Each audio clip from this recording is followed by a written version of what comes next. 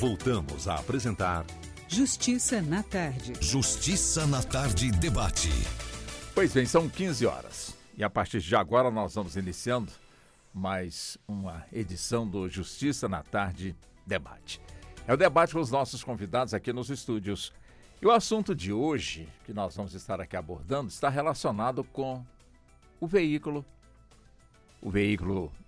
de transporte de passageiros, que são os automóveis, como também temos os caminhões, como também temos os ônibus, as carretas, como também temos, por que não, as motocicletas. Então, ou seja, o veículo hoje é o assunto que nós iremos abordar com os nossos convidados.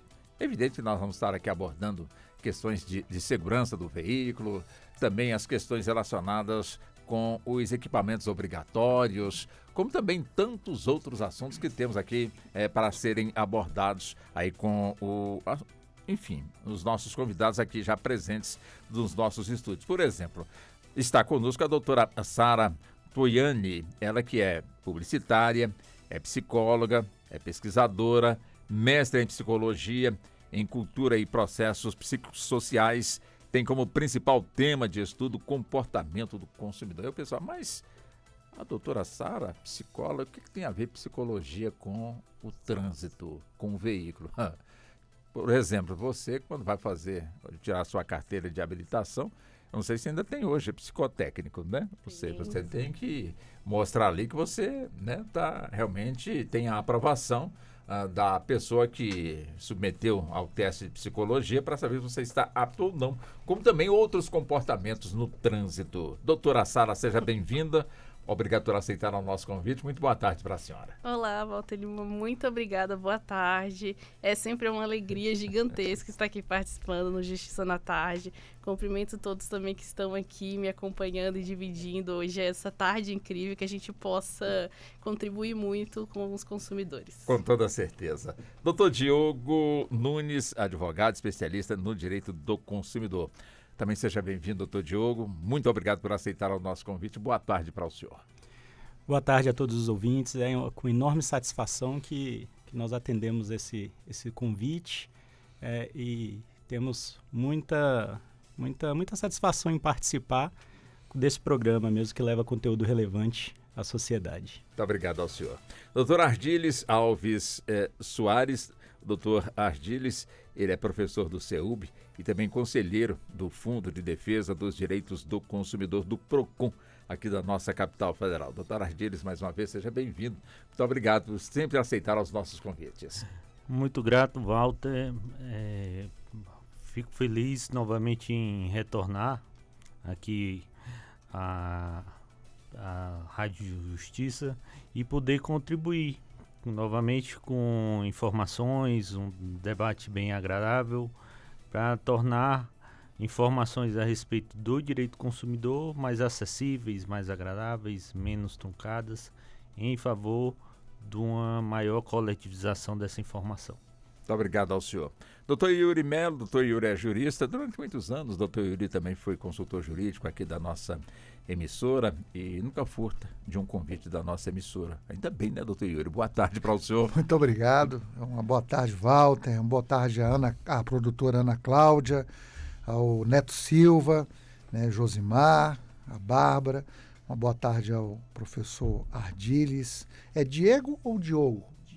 Diego. Eu chamei Diogo. Foi. Não, me perdoe. Uma boa tarde ao doutor Diego Nunes, a doutora Sara. É um prazer estar aqui com vocês. Sempre é bom estar aqui nessa bancada, onde aprendi muito sobre jornalismo, tendo como norte você como mestre, né? Então, eu aprendi a fazer o que eu sei hoje de comunicação, né? De trabalhar com a comunicação. Aprendi na experiência do dia a dia com você, com Pedro Beltrão também, que compôs aquela turma toda que compôs aquele time daquela época. Eu só não posso errar nos nomes, né? Pois é.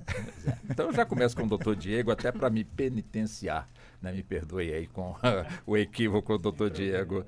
Bom, essa questão de trânsito, a gente foca aqui Brasília, por exemplo, né? São milhares e milhares de veículos circulando constantemente, pelas rodovias. Não importa se os veículos estão de norte para sul, de sul para norte, se estão numa cidade administrativa, que são as antigas cidades satélites, ou no plano piloto. O fato é que nós temos realmente aí um plantel de veículos enorme circulando diariamente aqui na nossa capital federal. E é evidente que esses veículos têm que estar em condições para circularem perfeitamente, já que numa fiscalização, numa blitz, tem que estar, além da documentação, com a parte técnica também do veículo em dias para não ter nenhum problema, portanto, aí com o nosso Código de Trânsito brasileiro, que retém e também recolhe veículos que de alguma forma vem infringindo, portanto, a nossa legislação.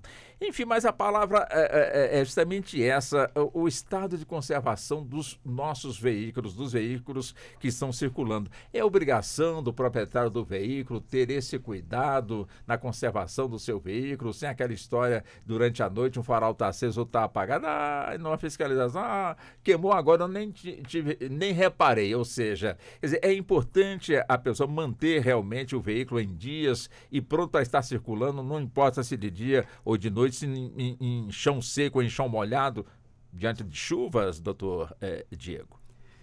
Então, Walter, excelente questionamento, é um tema interessantíssimo, né, de se discutir, porque não é só importante que o proprietário de veículo faça as manutenções e deixe o veículo em acordo à utilização, enfim, para poder estar em trânsito, como é obrigação legal que este proprietário de veículo faça realmente tenha todos os cuidados para que esse veículo possa transitar sem que afete não só a fluidez do trânsito, a circulação dos demais usuários das vias públicas, como até para a própria segurança do proprietário, do próprio dono e do condutor do veículo.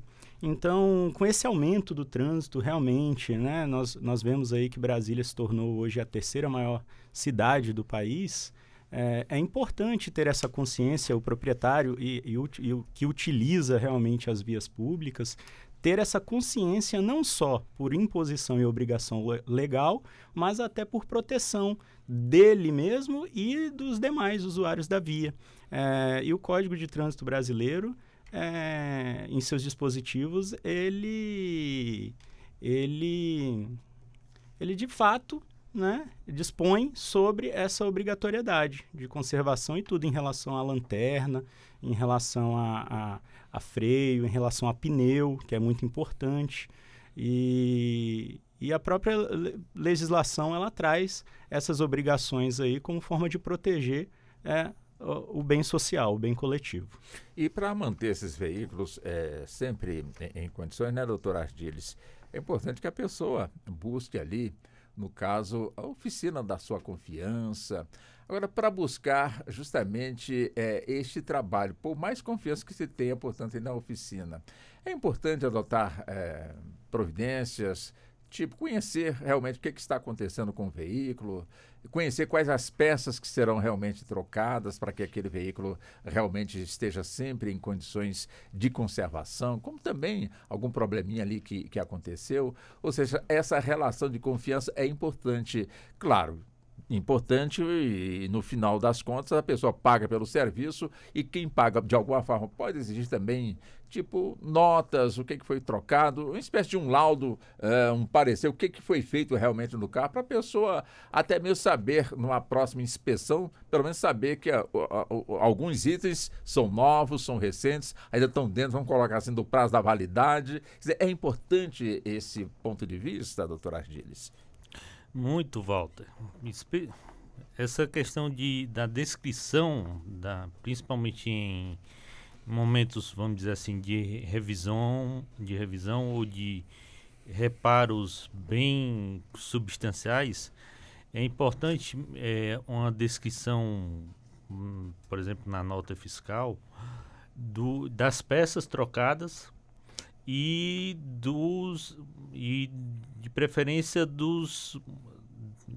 vamos dizer assim, da mão de obra que foi feita, quais os procedimentos que foram feitos, até por conta de que esses serviços vão ser parte do valor a ser pago. Então é necessário uma descrição, sim, desses serviços e não unicamente a peça. Além disso, como mencionado, é importante exatamente para ter um histórico de quais os serviços que foram feitos no carro. Para num serviço seguinte, você analisar se há necessidade ou não de fazer uma nova revisão naquele contexto, ou se está amplamente seguro em relação à segurança ou à garantia daquela peça durante aquele período. E sim, caso esteja, focar em outras peças, outros componentes que porventura estejam sendo responsáveis ou por uma batida, uma zoada em comum, que é o motivo dessa ida a uma oficina. Entendo. Agora, doutor Yuri, é aquela questão, né? Nós temos oficinas e oficinas. Nós temos as concessionárias e há, portanto, aqui uma ideia, uma cultura do brasileiro. Bom, se levar na concessionária, paga-se o triplo. Então, vou levar naquela oficina da minha confiança, que o preço é mais barato, enfim. Mas o importante é que não importa que seja numa concessionária, como numa oficina, que o pessoal entende que a mão de obra é mais barata, enfim, não importa. O importante é realmente a qualidade do serviço prestado. O preço a pessoa combina ali, né? Mas o importante é a qualidade do serviço prestado, não importa se numa concessionária ou se numa oficina, vamos colocar assim, que não seja concessionária, uma oficina comum. Bom, isso aí é verdade. As pessoas têm essa ilusão de que na concessionária... Não estamos aqui malhando concessionária, não. Não estamos malhando, não. Mas as pessoas têm essa ilusão que só na concessionária é que se faz um bom serviço. Lá faz um bom serviço também, mas existe uma série de outros profissionais que são gabaritados também para desenvolver essa parte mecânica, até porque tem que entender bem. Inclusive porque os carros hoje são muito automatizados. Então não é só mais entender de mecânica de ouvido. O Sistema S promove cursos para pessoas mexerem com mecânica, na parte eletrônica, elétrica de veículos, para atualizar, que é espetacular. Eu, sem querer fazer propaganda aqui, não vou citar o nome também, mas ali no setor H-Norte, eu sou frequentador do setor H-Norte, de oficinas H-Norte de Taguatinga já há 30 anos. Então, eu conheço lá mecânicos e mecânicos, né? Então, eu conheço uma pessoa lá que, embora não seja formado em engenharia mecânica, ele faz um serviço muito bem feito. E com ele eu também aprendi muito a mexer com carro. E a gente está falando aqui de questões de segurança. Eu vou citar algumas aqui que eu pude... Como eu vivo lá, porque eu mexo com carro velho também, gosto, é um hobby. Então, você tem que estar sempre com o carro muito bem alinhado, fazer o alinhamento de rodas para evitar o desgaste dos pneus, né? As paletas de para-brisa também, na época da chuva.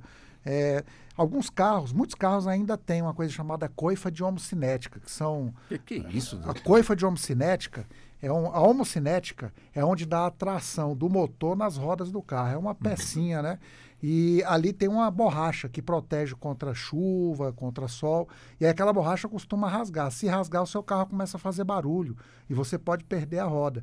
Então é uma borrachinha que tem que trocar dos dois lados e uma coifa no meio da barra de direção também. Então isso é uma coisa que eu peço sempre para as pessoas olharem, né? As pastilhas de freio são importantes, mas sempre observar que quando você trocar a pastilha de freio, tem que olhar o disco de freio do carro também. Porque com o tempo, o disco vai afinando. E à medida do tempo que ele vai afinando, o carro vai ficando inconsistente, mesmo que você coloque uma pastilha de freio nova no carro. Então é interessante sempre observar, a cada 30 mil, mais ou menos 40 mil quilômetros, trocar a pastilha e o freio também do veículo. A questão dos pneus também, eu já prefiro para carros assim, seja uma preferência minha. Até a gente conversou aqui com a doutora Sara antes, né, carro rebaixado, mas eu acho assim, eu já gosto, por exemplo, de botar pneus altos e largos. em carro, que eu gosto do carro assim mais alto um pouco. Já tem pessoas que preferem pneus finos, mas isso também você tem que verificar que tipo de carro que você está usando. Mas não adultera a estrutura do Não, veículo? é permitido. É permitido, não tem problema Doutor nenhum, não. Yuri, depois no Blitz o Certeza. pessoal vai ter o carro recolhido. Por exemplo, você pode rebaixar carro, é possível. As pessoas, ao contrário do que muitas pessoas acham, que rebaixar um carro é um ato de infração, ela já é permitida pelo Detran, principalmente que o Mas tem Detran que pegar autorização. Tem que pegar autorização, vai ser sim. feita uma vistoria no carro, verificar o tipo de suspensão que você vai colocar, pode ser aquela suspensão que abaixa automaticamente, que levanta, então tem que verificar. Mas o Detran tem autorizado alguns carros rebaixados para isso. Você não pode rebaixar o carro, por sua própria conta, né? Porque isso aí, dependendo da situação, tem carros que não comportam ou rebaixa demais, porque você tem que fazer uma aliança entre rebaixar e o tamanho do pneu que você vai colocar lá. Então, os técnicos do Detran têm essa experiência e é importante. Bateria de carro também, por incrível que pareça. O professor Ardiles até falou aqui dessa questão da bateria, ele comentou isso aqui. Vou pegar aqui bateria de carro. Geralmente 3 anos, e é muito. Antigamente até durava um pouquinho mais ou menos. Mas antigamente a gente colocava uma bateria no carro e esquecia, né? Mais ou menos isso. Quem deixa carro parado por muito tempo, que tem mais de um carro, igual você falou, 2, 3, não usa todo dia. Não sou eu que tenho. Como você falou. Como eu disse. Como você disse. Então, eu sempre aconselho as pessoas a desligarem o cabo de bateria do carro, do veículo, que aí você consegue ter uma durabilidade melhor no veículo. E tem que estar de olho, não adianta só colocar combustível e sair rodando igual doido por aí. As pessoas colocam combustível, não se preocupam com os demais acessórios, né, que também representam a sua segurança, e esse é um ponto importante. Mais do que isso ainda, apenas citar sobre o estado de conservação das pistas. Muito acidente que existe. Mas esse é um ponto que nós vamos entrar daqui a pouco. Primeiro falar. nós vamos falar nos veículos. Falar Daqui carro, a pouco então. nós vamos entrar também aí Pois na qualidade das nossas rodovias, nas sinalizações e outras coisas mais. Walter, né? e digo a você, qualquer carro é um bom carro para se andar, não importa o ano do carro. O que vai depender é o estado de conservação que você mantém seu carro. Às vezes você fala, tem um Gol aqui, um Gol antigo, 1.8, 1984. Você olha, 1984. Outro dia eu estava verificando um site, um rapaz estava vendendo um carro desse por 150 mil reais.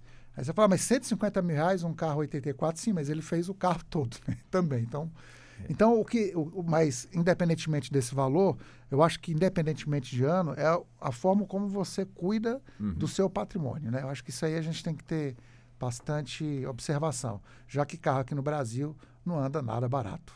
Exatamente. Doutora Sara, quer dizer, ainda nesse campo aqui, de se buscar uma oficina para poder, enfim, fazer um reparo, portanto, no veículo. O que tem mecânico que, né, quando vê uma cliente já se aproximando, e só ela, né, para pedir, portanto, aí um reparo no veículo, evidentemente que tem mecânico e também tem mecânico. Não vamos aqui, de certa forma, generalizar. Mas as mulheres, elas, de certa forma, elas se sentem desprotegidas quando buscam, portanto, uma oficina para um reparo. Claro, né? Vamos entender que a pessoa que está atendendo está ali, de certa forma, usando de total lisura, como tem que ser. Mas é a prática que acontece assim, doutora Sara? Walter, fico muito feliz com essa pergunta. Eu acho que é uma reflexão, né, um questionamento muito importante da gente fazer, principalmente porque eu sou a única mulher aqui da mesa, da bancada. Eu tô aprendendo muita coisa aqui já. O doutor Yuri já peguei várias dicas aqui mecânicas. Mas, infelizmente, né, aqui no Brasil e muitos lugares, existe um estereótipo de gênero. Sim. Em que, né, que é aquela imagem padronizada criada pelo senso comum de que as mulheres, elas não entendem de carro, que as mulheres não gostam de carro. Mas entendem, né? Entendem de carro. É claro que quando a gente tem, né, esse estereótipo e ele vai passando de geração em geração, a gente percebe que as coisas estão modificando, mas infelizmente estereótipo de gênero ainda é algo muito presente e acaba que isso torna com que as mulheres fiquem vulneráveis a práticas abusivas. Então, eu coloco eu como exemplo. Eu tenho um mecânico de confiança que eu sempre vou vou até ele, a minha família vai até ele, porque, querendo ou não, a gente cria mecanismos de defesa, porque a gente escuta tanta coisa. Eu até tinha notado aqui que no início do ano, a Polícia Civil aqui do Distrito Federal, com apoio do PROCON, investigou um grupo de oficinas por práticas abusivas em serviços com idosos e mulheres. Então, a gente fica vendo esse tipo de notícia, vendo relatos e acaba criando esse mecanismo de defesa de que ficar um pouco com medo. Muitas mulheres entendem de carro, mas muitas outras realmente não têm esse conhecimento, sobretudo por conta desse estereótipo de gênero que coloca papéis na sociedade de que mulher não pode gostar de carro. Coisa de carro carro é coisa de homem. Então, acaba que as mulheres elas ficam vulneráveis a esse tipo de serviço. Mas ainda bem que essas coisas estão mudando. Hoje a gente já tem mulheres mecânicas, por exemplo, donas de oficinas, que já estão... Antes, né, o mercado automobilístico como um todo era predominantemente masculino. Hoje a gente já vê uma mudança desse cenário em que mulheres estão cada vez mais presentes em todas as áreas desse mercado. Fica fácil para uma psicóloga quando leva o carro para consertar, não no mecânico da senhora, numa outra cidade e pede ali, o que está havendo com o carro? Fica fácil para a psicóloga entender se a pessoa está dando um orçamento sincero ou não? Não é fácil. E aí isso, né, não é nem questão da profissão, não é questão de gênero. É realmente, por exemplo, falta de conhecimento no assunto. O doutor Yuri aqui começou a falar diversas peças, enfim, detalhes de segurança, que eu, por exemplo, não tenho esse conhecimento.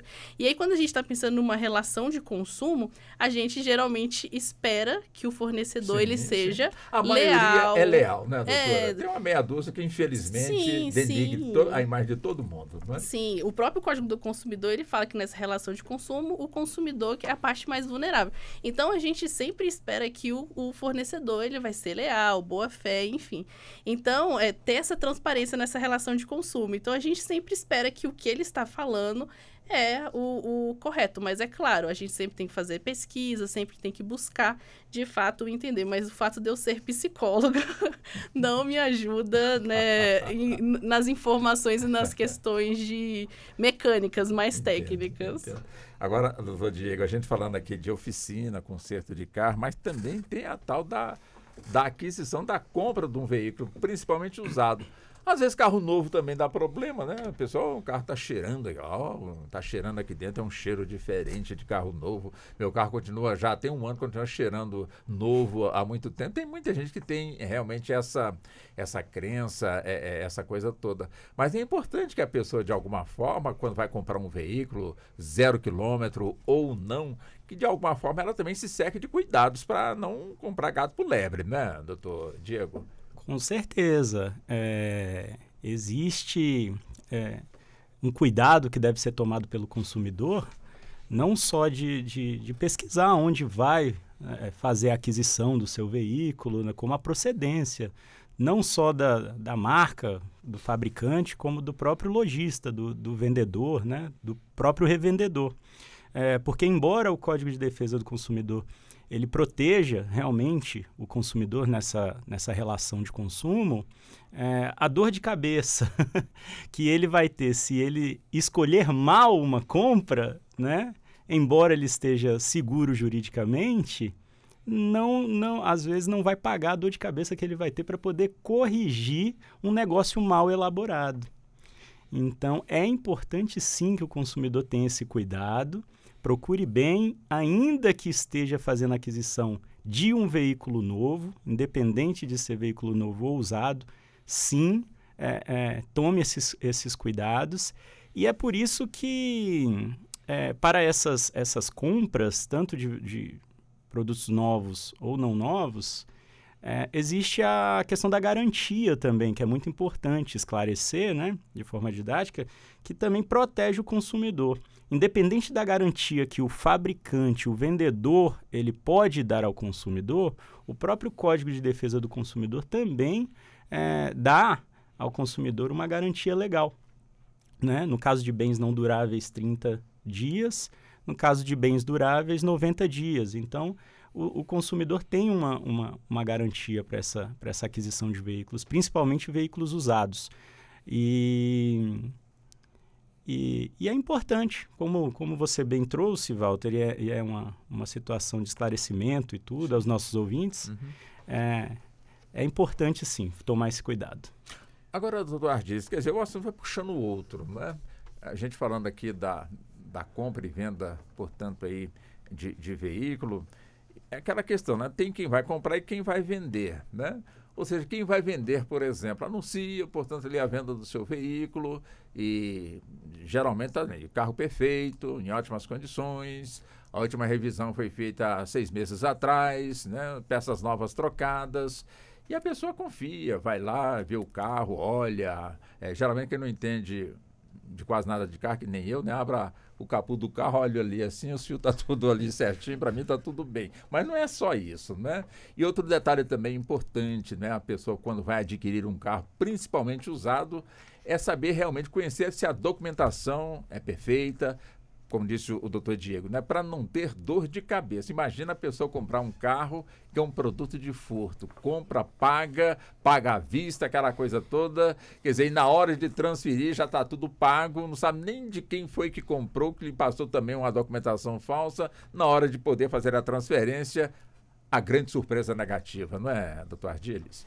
Exatamente. Outra surpresa também que pode ocorrer, além, por exemplo, de após o pagamento perceber infortunadamente que por exemplo, se trata de um carro roubado, uma das coisas que o consumidor, quando vai adquirir um carro usado, deve fazer é pedir a documentação para olhar, por exemplo, no Detran se há um histórico de multas.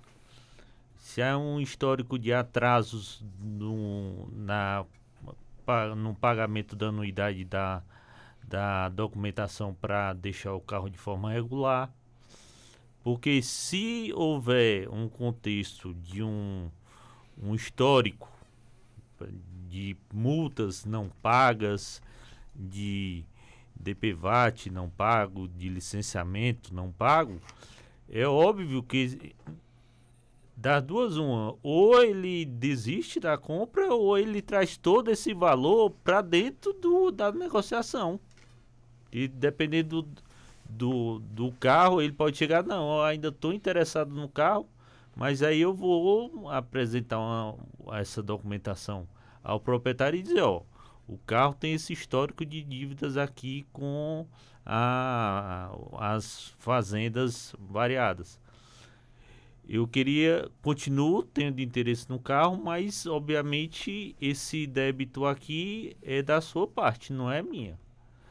Vamos atrás de negociar esses valores para, dependendo da situação, ou abater do valor do montante que o vendedor, o proprietário deseja vender o carro, ou infelizmente desistir do carro e voltar a procurar um outro veículo semelhante que não tenha esse histórico de dívidas não pagas, por exemplo, com o Estado e com o ente federal, dependendo da situação que seja o vínculo do carro.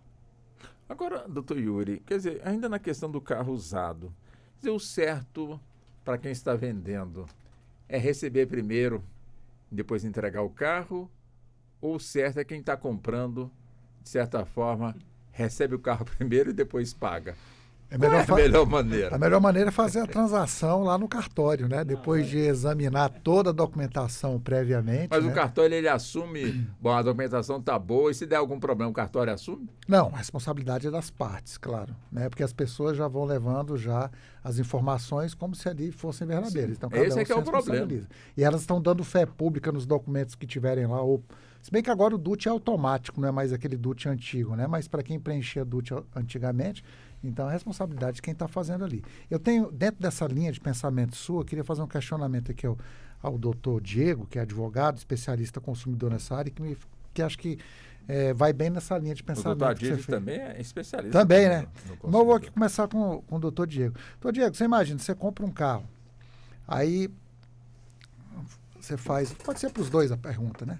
Começando pelo doutor Diego, depois o senhor pode fazer a colocação do senhor também, doutor Ardiles. Então você compra um carro, aí faz um contrato de compra e venda desse carro, né? Aí nesse contrato de compra e venda você escreve lá, vende-se o carro no estado em que ele se encontra. Aí botou lá essa cláusulazinha, o vendedor. Aí o comprador comprou o carro, tava bonitinho, tava igual aquele jeito que você falou, Walter. O motor lavado com diesel, você olhou pro carro 0 km. Maquiado. Maquiado. E aí você ficou feliz. Aí você foi lá, pagou. 3 dias depois o carro explodiu o motor. No caso, por exemplo, quem comprou teria direito, mesmo com essa cláusula no contrato, de pedir indenização por perdas e danos, cancelar a compra? Doutor Diego. Depende de onde comprou, né, doutor? É um excelente questionamento, doutor Yuri. Enfim, em toda relação jurídica e relação contratual, tem que prevalecer sempre a boa-fé, né? Então, a boa-fé, ela tem que ser o princípio maior da questão contratual, da prática ali de um negócio. Então, essa pergunta a gente vai responder com a clássica resposta que a maioria dos juristas falam, que é depende. Por que depende? Porque essa cláusula, ela se for posta de uma maneira muito genérica, por exemplo, você deu um exemplo de no estado em que se encontra. Eu, no meu posicionamento, e aí existem linhas de raciocínio jurídico, eu entendo que ela é muito genérica, então ela não pode colocar uma parte em maior desvantagem do que a outra. Então, direito de buscar reparação, indenização, sempre vai existir, independente de existir um pacto ali e cláusulas pré-determinadas. Normalmente alguém busca uma indenização porque ela entende que tem aquele direito. E aí, conforme as provas da negociação, enfim, o arcabouço probatório, se realmente ficar demonstrado que a parte que comprou ela foi submetida realmente a uma desvantagem exagerada em detrimento da parte que vendeu, eu entendo que sim, ela vai ter direito ao ressarcimento, podendo desfazer o negócio e, enfim, retomar a situação ao status quo, né? Ao status anterior ao negócio que foi praticado. Mas isso obviamente, tem que se analisar cada caso em concreto. Eu estou aqui me delongando aqui porque eu sempre sou favorável ao bom senso. Então, tem que haver bom senso na análise de um contrato entabulado entre as partes, porque embora o contrato faça lei entre as partes, se for para alguma pessoa vender um carro, eu entendo que se for para alguma pessoa vender um carro que existe ali aquele risco iminente de um motor bater, né, no dito fundir, né, no dito popular, que isso fique expresso de forma específica no contrato e não de forma genérica. Da forma em que se encontra, isso daí, para mim, pode haver indícios de má-fé. Então, esse é o meu posicionamento. E também, só complementar aqui ao Diego, há um contexto, especialmente pelo prazo absolutamente curto dado no exemplo, da possibilidade de menção de um contexto de vício oculto. Perfeito. Por conta de, estou comprando um veículo conforme ele aparenta estar. Ninguém tem expectativa ao comprar um veículo que 3 dias depois, não foi esse o prazo? Foi, 3 dias. O motor vai fundir. Né? Ninguém tem essa expectativa. A expectativa é que faça-se análise, olhe se há toda uma regularidade e, baseado na boa-fé de ambas as partes, vamos celebrar o contrato de compra e venda. Se 3 dias depois o motor funde, finda a expectativa, acaba a expectativa de boa-fé em relação de uma parte à outra de forma total. Por conta da impressão, pelo menos, de que havia um vício oculto neste veículo. E só assim para concluir também, existe a questão também quem vende, a questão legal do prazo da garantia. Quando você faz um negócio de bem não durável, no caso, você também tem a garantia que você tem que prestar como vendedor, independente de ser pessoa física ou lojista. Do Código de Defesa do Consumidor, porque ali você se torna um vendedor, ainda que seja pessoa física. E essa garantia é no mínimo de 90 dias. Então, 3 dias aí... Está dentro daquele prazo de 90, a pessoa vai poder discutir, então, sim. aquela conversa, vou tentar passar a conversa em você e te vender aqui o carro, porque eu botei óleo grosso lá no motor para não bater na hora da venda, não funciona mais. Né? A meu ver, não funciona. Vai responder. E aí, já sofri muito, viu? E aí entra novamente no tema anterior que o Walter bem pôs, que o consumidor deve tomar todos os cuidados na hora de adquirir um veículo. Exatamente, eu quero entrar com a doutora Sara, a tal da propaganda, né? Como aqui o doutor Yuri muito bem pontuou, e os doutores Diego e Ardiles responderam também de forma perfeita, né? Vende-se um veículo no estado que se encontra. Não deixa de ser ali uma publicidade, vamos dizer, ali colocado num cantinho de um classificado de jornal, que antigamente era bastante concorrido, uma página de um classificado. Hoje nós temos aí sites próprios para esse tipo, portanto, de anúncio, como também nós temos aí as grandes lojas, né, concessionárias, como também lojas que vendem carros, de certa forma, usados. Aqui em Brasília temos uma cidade do automóvel, ali são centenas, portanto, de lojas que têm ali os carros, portanto, à disposição. Quer dizer, a publicidade em si, ela tem um segredo ali embutido, onde nesse segredo pode estar ali alguma coisa que pode ser favorável para quem vai adquirir, como também pode ser um grande prejuízo. Ou seja, é importante a pessoa observar detalhes dessas publicidades, doutora Sara. Sim, é sempre importante prestar atenção em qualquer mensagem persuasiva, né? Quando você traz e fala que a publicidade tem os segredos. Eu não falo que nem são segredos, são técnicas persuasivas que não são proibidas, elas são estudadas para que elas sejam aplicadas e elas vão atingir um público-alvo específico daquela marca ou daquele produto. Nesse caso específico, uma pessoa que está querendo comprar o carro, enfim. Obviamente que tem fornecedores que desenvolvem publicidades que são contra, até mesmo que o CONAR coloca. A gente tem uma lista de pré-requisitos do que pode ser colocado na publicidade, o que não pode ser colocado, que tem, né, todo o...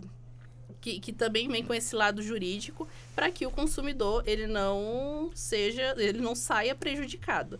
Então, acontece que publicidade, mensagens persuasivas, campanhas, fazem com que o consumidor ele tome decisões de forma mais precipitadas, que levem em consideração as emoções, que levem em consideração coisas que muitas vezes, né, aspectos que muitas vezes não levam o consumidor a pensar de forma racional. Mas aí são coisas diferentes do que o esconder informações ou tirar informações importantes, porque isso tem que ter. Como eu comentei anteriormente, nós, consumidores, a gente espera que exista transparência nessa relação de consumo. A gente espera que o fornecedor, numa publicidade, numa campanha, mesmo com a aplicação de técnicas persuasivas, ele esteja falando ali as informações claras e necessárias que a gente precisa, porque isso é necessário. O consumidor tem o direito de saber, de ter essa informação de forma clara. Mas, como eu disse, as técnicas persuasivas, elas acabam se sobressaindo e fazendo com que o consumidor tenha outros sentimentos, outras respostas do que, de fato, um processamento cognitivo, como a gente fala na psicologia, um processamento cognitivo da mensagem persuasiva de forma mais racional, de forma mais elaborada, que ele vai ali, deixa eu ler então aqui os pontinhos pequenininhos. Muitas vezes isso não acontece. E muitas vezes as técnicas que são aplicadas para que o consumidor realmente não preste atenção nisso, mas que toda a informação tem que ser clara e tem que estar na publicidade, ela deve existir. Agora, antes de passar para o Dr. Yuri, ainda com a doutora Sara, Dr. Yuri, eu sou um fã da técnica publicitária. Para mim, o brasileiro é um dos mais criativos em termos assim de utilizar, empregar a técnica publicitária. Por exemplo, eu não sei por que a publicidade ela cresce mais em época em que o 13º sai, né? Será por quê, Eu também né? não sei por que cresce muito também a técnica quando o governo anuncia de que os veículos sairão mais baratos de fábrica. Aí tem peças publicitárias na televisão, na internet, jornais. Eu sou realmente fã porque o pessoal pega assim no ar, né? A grande oportunidade, a grande sacada. E o importante é que o público entende e vai para cima. Realmente as lojas enchem, né? Ou seja, se atendia ali por ano ou por dia, vamos colocar aqui 100 pessoas, passam a ser 500. Enfim, quer dizer, a técnica publicitária ela é excelente, mas vale a pena realmente a pessoa ir no bolo, a peça publicitária está chamando todo mundo. É importante que o pessoal vá na frente, depois eu vou lá quietinho, igual mineiro, né? Ali bem quietinho para poder aguardar uma melhor oportunidade para poder adquirir, doutora Sara. Não, claro. Eu sou uma estudiosa da Black Friday aqui no Brasil e a gente vê o boom que é das pessoas indo no comércio. Agora, depois da pandemia, tem o comércio eletrônico. E a gente percebe uma mudança de comportamento em que as pessoas elas deixaram de ser impulsivas, de irem para as lojas. Estão mais com o pé no chão? Estão mudando o comportamento. Opa, isso é e estão buscando procurar entender melhor as ofertas. Ok, que né, se a gente tem que também pensar que essa mudança de comportamento ela vem pelo fato da Black Friday, por exemplo, já que eu estou falando desse contexto, ser conhecida no Brasil como Black Fraud.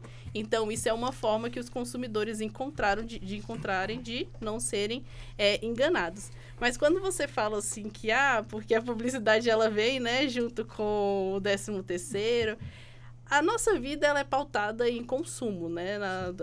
O dia a dia a gente está fazendo escolhas de consumo o tempo inteiro e muitas vezes a gente nem percebe. E a publicidade ela está vinculada com o mercado, né? Com os aspectos mercadológicos. Então, sim, sair o dinheiro vai fazer com que o consumidor, vai trazer uma publicidade para fazer com que o consumidor, ele de fato vá gastar o dinheiro dele com aquele fornecedor específico. Porque são tantos fornecedores, são tantas marcas, são tantos produtos, são tantos serviços que a publicidade ela serve como essa ferramenta de, olha, estou aqui para que você possa gastar o seu dinheiro. Mas quando a gente estuda, né, persuasão na psicologia social, a gente fala que existem as duas rotas do consumidor ativar ali, que acaba ativando, que é o processamento central e a periférica. A central é quando o consumidor, ele recebe uma mensagem persuasiva, ele viu uma publicidade e ele vai buscar compreender melhor todos os aspectos. Então, ele vai ver as letrinhas miúdas, ele vai pesquisar outras publicidades, outras empresas, vai saber se as pessoas estão falando bem, se as pessoas não estão falando bem daquela empresa. E o que a gente fala da ativação da rota periférica, que é a emoção, vai fazer o consumidor vai tomar alguma decisão pela emoção. Pelo coração. Pelo coração, que a gente fala das emoções, ou por alguma pista periférica, assim, a música, a cor, alguma coisa que lembrou. Então, a gente sempre fala para que o consumidor, ele busque sempre procurar todos os elementos na publicidade e todos os outros fornecedores para que ele tome uma decisão consciente. Ok? Eu sempre falo isso, né? Mas nós não somos muito conscientes do nosso dia a dia. A gente acaba tomando diversas decisões de forma inconsciente, mas o que a gente recomenda quando a gente está falando, né? De consumo e de consumo consciente, para que o consumidor ele não seja enganado, é que, de fato, ele busque compreender todos os aspectos que tanto tem naquela publicidade que ele recebe, como buscar outros fornecedores, buscar outras marcas, para que ele cada vez mais tome tome decisões mais conscientes. Mas tem aquele detalhe, né? Ou seja, a pessoa está ali namorando aquele carro, olhando. Aí, claro, o outro lado que quer vender já diz logo, né? Esse aqui é o último. Aí acelera a pessoa para tomar uma decisão, Sim, né, doutor? E aí a técnica é uma técnica persuasiva que se chama escassez. Ah, é? Se chama escassez, em que o consumidor, eles apressam o consumidor para falar assim, Black Friday tem isso assim, Leva que é o 24 último. horas, e aí quando a disso. gente entra no site, por exemplo, e tem lá, só tem mais 3 produtos, tá acabando. Isso é uma técnica persuasiva para que o consumidor acelere, para que o consumidor de fato, essa é uma técnica que é muito utilizada para que o consumidor de fato não raciocine, não fique perdendo o tempo dele buscando outras opções. Porque Eles ele até já brigam, viu... né? Eu cheguei primeiro, aquela coisa toda. Sim. Né? Então, essa é uma técnica que é muito utilizada e eu acho até importante a gente falar sobre essa técnica aqui, porque ela é aplicada o tempo inteiro e é importante as pessoas elas terem consciência de que essa técnica é aplicada e que elas podem ter um tempinho ali para... Depois a senhora vai nos ensinar um antídoto. Pra prestar atenção, é importante. Já quase caí. Na escassez, na Black Friday, Funciona. isso, porque a Black Friday ela já tem a característica própria dela de acontecer durante 24 horas, então você tem 24 horas para fazer as suas compras, depois disso... Senão nunca mais na vida. Senão nunca mais na vida. A primeira coisa que aparece na tela é exatamente o painelzinho lá dizendo, você tem 2 horas, 34 Isso, minutos. exatamente. Isso. Vantagem regressiva. Você, quando você quer muito produto, por exemplo, quando você comenta, Walter, de a pessoa tá namorando um carro, você não pensa, você vai falar, nossa, eu tô namorando esse carro há tanto tempo. Esse é meu. Tem ali 2 horas para eu comprar, vou pensar, vai dar tempo de sair procurando outras marcas? Não vai, eu vou comprar esse. O senhor é vacinado com relação a isso, doutor Yuri? Pois é, eu quero até parlamentar um pouco aqui com a doutora Sara. Doutora Sara, existem 2 fenômenos psicológicos, né, que são os fenômenos das neuroses e das psicoses. As neuroses menos grave um pouco e as psicoses já... Você está fazendo uma nível... consulta, doutor Yuri? Mais ou menos. Mais ou menos. Mas eu vou fazer uma conexão disso com outro assunto. E as psicoses já numa fase um pouco mais grave, afetando o pensamento. Eu lhe pergunto, a gente vê muito por aí no trânsito pessoas neuróticas e psicóticas, completamente desequilibradas, dirigindo um veículo. Essa questão poderia ter sido resolvida num exame psicotécnico, por exemplo? Um exame psicotécnico, ele consegue detectar esse grau de neurose ou psicose de uma pessoa para poder dirigir um veículo? Então, é importante a gente ter em mente que o teste psicotécnico, né, ele vai avaliar funções cognitivas naquele primeiro momento, que a memória, a atenção, tanto que eu não sei se vocês lembram de ficar assinando, né, os testes psicológicos, e tem a anamnese, tem alguns testes psicológicos que sim, que podem identificar alguns aspectos de personalidade, por exemplo. Mas, obviamente, que algumas coisas, elas mudam ao longo do tempo, então por isso que deve ser renovado. Por exemplo, um idoso tem totalmente a atenção diferenciada de uma pessoa jovem. Então, o teste psicotécnico que a pessoa fez quando jovem, ela vai ser totalmente diferente depois que ela fica mais idosa, porque vai perdendo esses aspectos cognitivos. Então, o teste psicotécnico, ele vai buscar compreender naquele momento o que a pessoa está apresentando. Pode acontecer durante algum tempo, desenvolver alguma coisa, ou ser identificado em outro momento. Aí, realmente, o teste psicotécnico naquele momento não identifica.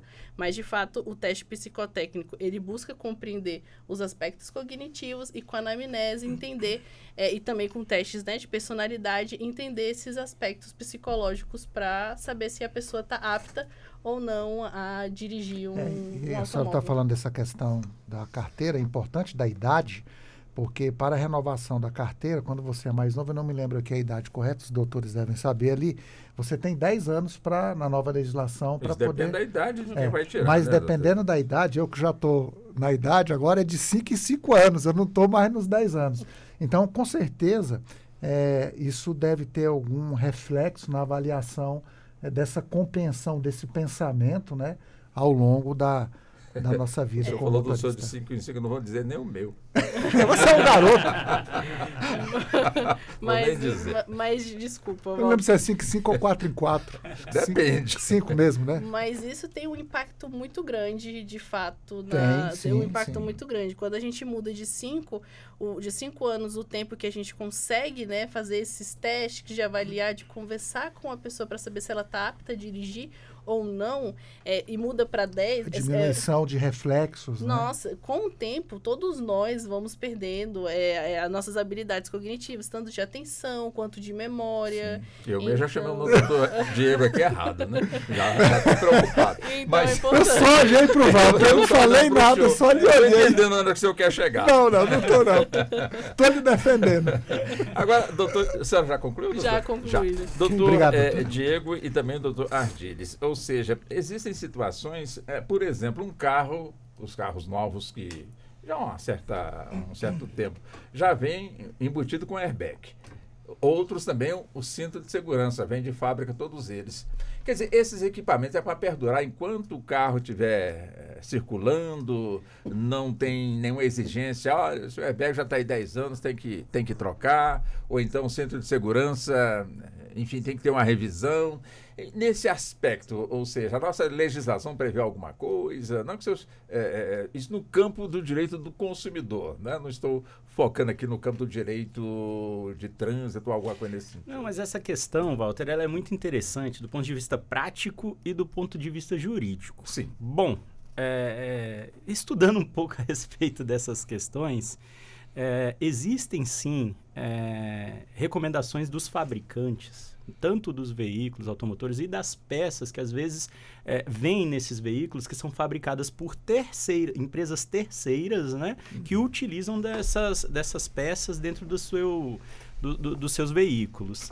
E, por exemplo, a respeito do airbag, é interessante que o órgão de controle, toda fabricante, tanto em manual quanto em publicidade, né, de forma publicizada isso, leve esse conhecimento ao consumidor e enfim, aos possíveis clientes, que deve haver uma revisão, tá, do equipamento de airbag após 10 anos. Então, isso subentende-se que exista um prazo de validade, no caso específico do airbag, de 10 anos. Mas por que a gente não pode colocar isso como um prazo de validade definitivo? Por isso que a resposta para essa questão fica um pouco dúbia, sim e não. Porque não significa que quando esse airbag for alcançado, esse prazo de validade de 10 anos, quando você for submeter a uma análise junto à fabricante, eles vão fazer os testes e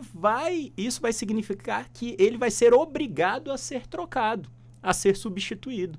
Então, no caso de veículos automotores, em relação às demais peças, funciona da mesma maneira. Todas as peças, elas possuem, por ser um bem palpável, um bem material, elas vão possuir uma validade, mas elas são fabricadas para terem um alto prazo de durabilidade. Então, essa durabilidade e esse prazo de validade vai ser condicionado também muito à utilização pelo dono do veículo, do seu próprio veículo. Se ele utilizar e ele seguir as orientações de um fabricante, de um vendedor, levando em revisões periódicas e programadas, utilizando de componentes e óleo, enfim, e produtos recomendados de boa qualidade, automaticamente esse prazo ele vai ser estendido, né? Enquanto aquele proprietário de veículo que não se atenta a essas questões, levando em mecânicas, enfim, não tão qualificadas e utilizando-se de produtos para dar a manutenção do seu veículo e nessas peças de baixa qualidade, automaticamente a durabilidade desse veículo, né, e essas peças e esses componentes vai se reduzir. Então, isso é muito relativo do ponto de vista prático. Mas, em relação à lei mesmo, falando, enfim, de Código de Defesa do Consumidor e também o Código Civil, existe a responsabilidade do fornecedor que ele não pode colocar o consumidor em risco. Então, essa questão é muito, do ponto de vista jurídico, ela é muito interessante, porque se o próprio fabricante identifica que um lote de veículo, um lote de airbags de veículo X pode vir a dar problema, são realizados aqueles recall, né? Aquelas publicidades de recall, que é para averiguar realmente a necessidade de substituição de algum item específico, acessório, enfim, e alguma composição de peça. Agora, sobre essa questão de validade, é interessante também, eu vou me estender só mais um pouquinho, porque, como eu falei, essas peças, após instaladas no veículo, né, elas normalmente são fabricadas para terem prazo de durabilidade alto, ou seja, 2, 3, 5, 10 anos. E as revisões, que são orientadas pelas montadoras e fabricantes, têm prazo inferior a esse prazo de durabilidade e de validade dessas peças que são fabricadas. Então, isso não só permite com que o prazo de garantia seja respeitado, né? E também permite que conceda ao consumidor o cuidado de ver se submeter a análise de quem seria o competente técnico, que são as mecânicas, enfim, as oficinas, para realizar a averiguação da necessidade de substituição, se aquela peça específica alcançou o seu prazo máximo de duração. É aquela história, né, doutor Ardilhes, como muito bem pontuou o doutor Diego, ou seja, no caso, o fabricante recomenda a troca em X anos. Passou aquele tempo, aconteceu um acidente, o airbag não funcionou, automaticamente não se pode processar o fabricante de airbag porque a peça não foi trocada no tempo hábil. Seria mais ou menos isso no campo do direito do consumidor?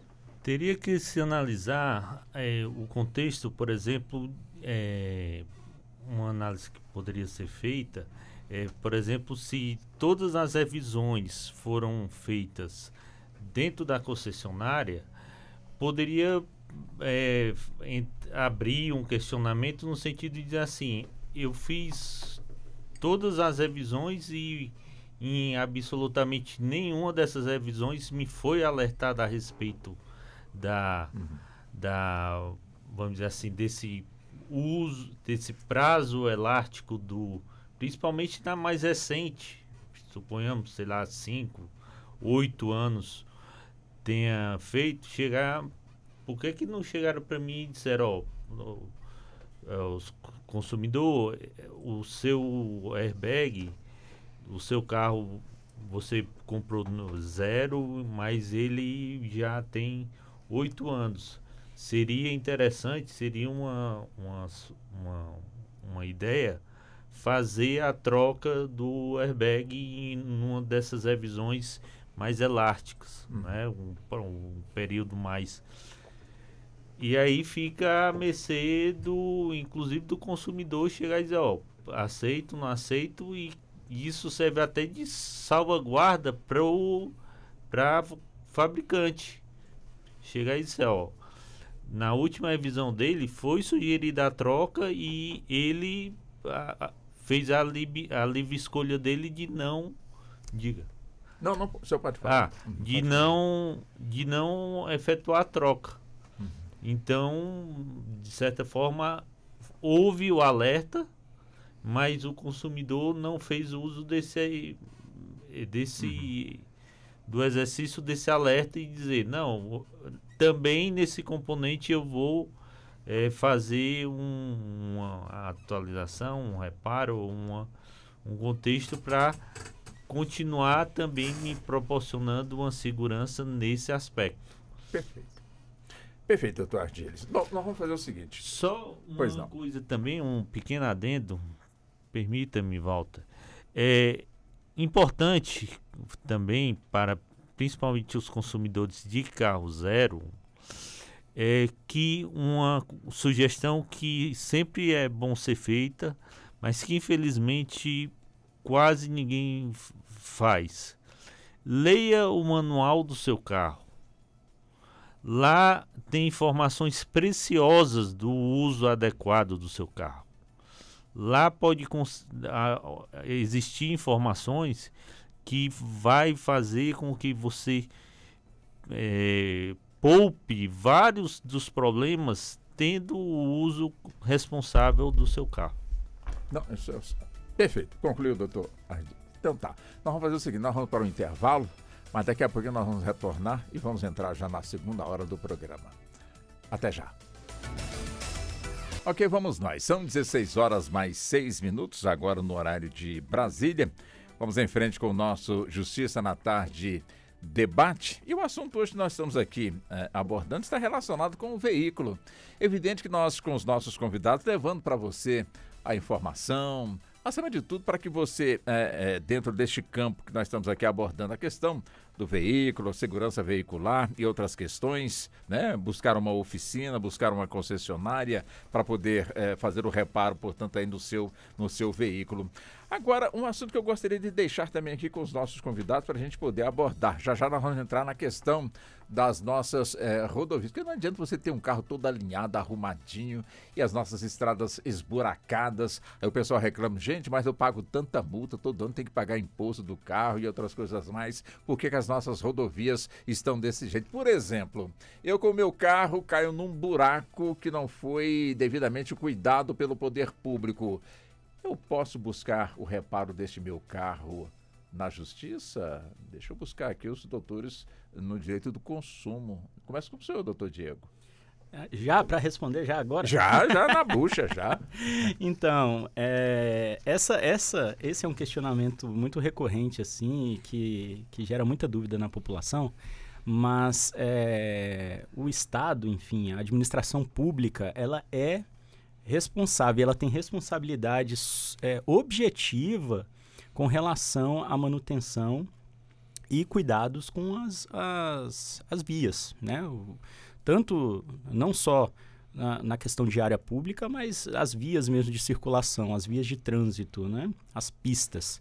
Então, sim, se um condutor, um proprietário de veículo realmente cair em um buraco ou tiver algum dano em um buraco, em uma via que deveria ali ter aquele cuidado e que a administração pública foi omissa, vamos dizer assim, né? Pode ter sido omissa, a administração pública ela pode sim ser responsabilizada e o consumidor, enfim, o condutor, do veículo, o contribuinte, ele pode buscar indenização e reparação com relação àquele prejuízo que ele teve, ou até mesmo se aquela situação de um buraco, como a gente está colocando como exemplo aqui, trouxe mais transtornos, ocasionou um acidente, né, que envolveu mais de um veículo. Ou se só foi realmente um prejuízo material ali com relação a algum dano físico ao veículo. Então, tem que analisar cada caso. Mas, por exemplo, vou dar um exemplo aqui de uma excludente de responsabilidade da administração pública. Se a via está devidamente sinalizada, que naquele local existe um problema, né, na via, e aí o condutor que desrespeitou aquela sinalização ou fez algo do tipo, automaticamente não caberá ao condutor do veículo e contribuinte buscar algum tipo de reparação. Mas quando ocorre o contrário, sim. O senhor também, a linha de raciocínio do senhor também, doutor Ardiles? Exatamente.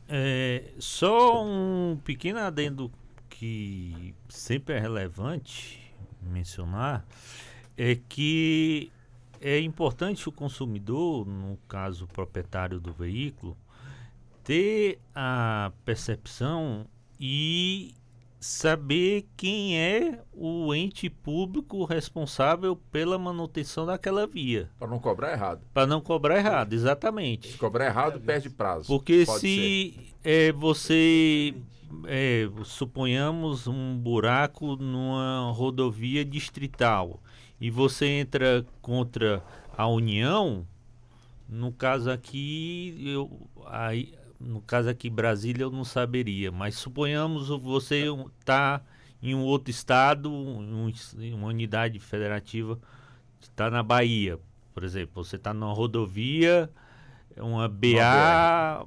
numa BA é estadual. Uma BA é uma estadual. E lá danificou o seu carro.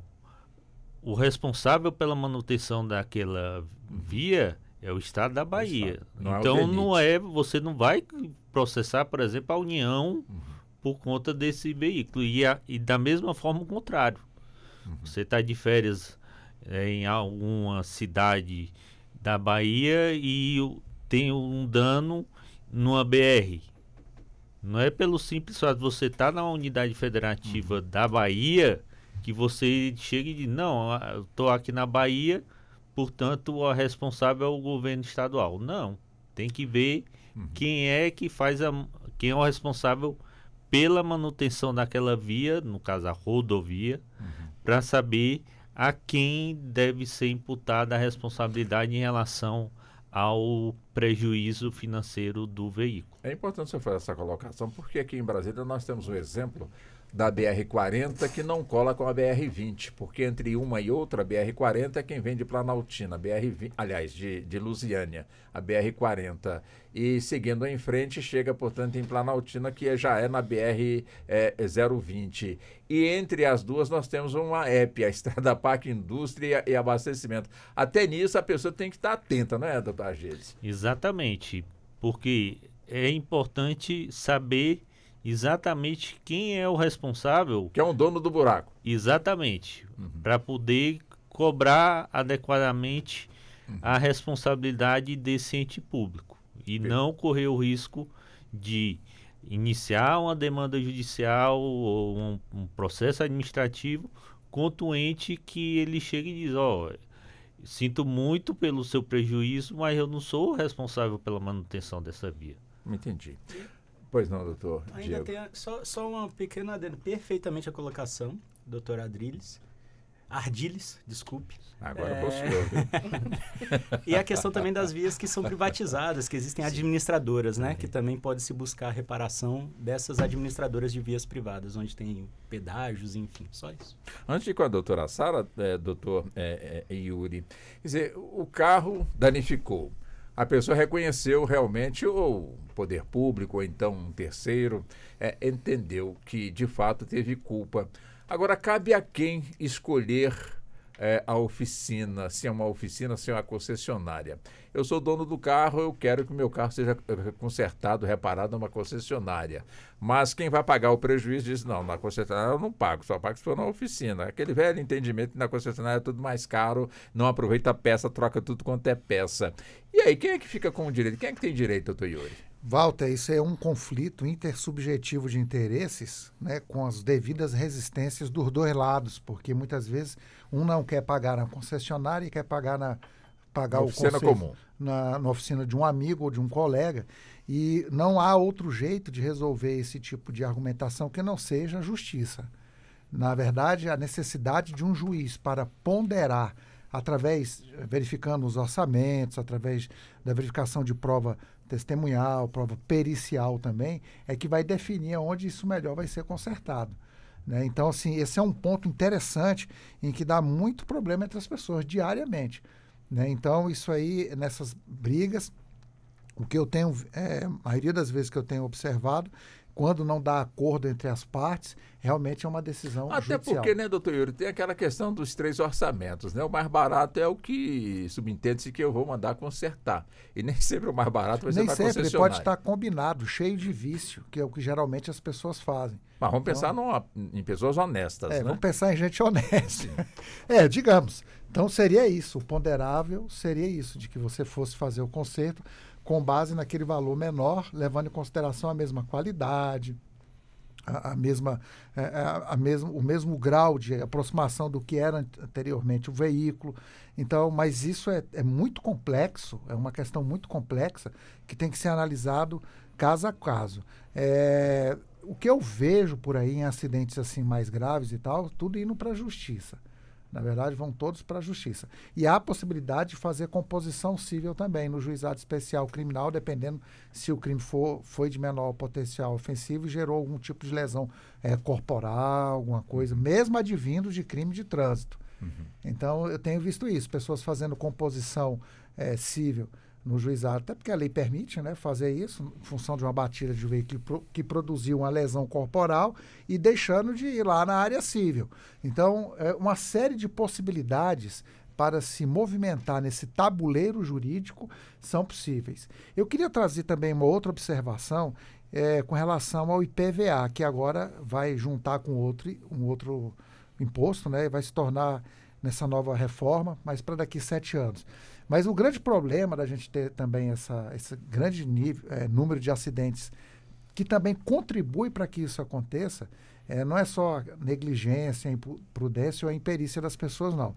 Você tem uma questão de manutenção, como a gente estava discutindo, os senhores estavam discutindo agora há pouco aqui, mas por que isso ocorre? Porque as pessoas têm a falsa impressão de que pagam IPVA e o dinheiro que vai desse imposto vai todo para o conserto de pistas no Brasil. E não vai, não? Não, ele é um imposto não vinculado.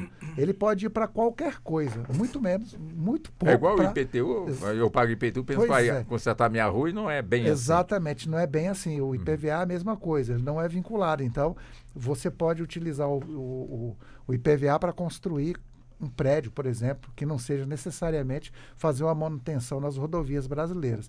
Eu acho que perdemos um bom momento agora nessa reforma tributária que está sendo julgada pelo Congresso Nacional, de pegar aí, sei lá, o IPTU, vamos no IPVA especificamente e vincular especificamente esse valor para as rodovias, segurança maior na área de rodovias e mobilidade do Brasil. Ele continua não vinculado, porque vai juntar com outro tipo de imposto e não vai ser vinculado. Então, espero que o Senado olhe de forma mais calma para essa reforma tributária, porque tem alguns setores que estão sim sendo onerados, não tenha dúvida disso. E outros deixando de ser mais assistidos ainda, como a questão não tem IPVA, mas tem as multas, né? As multas já são...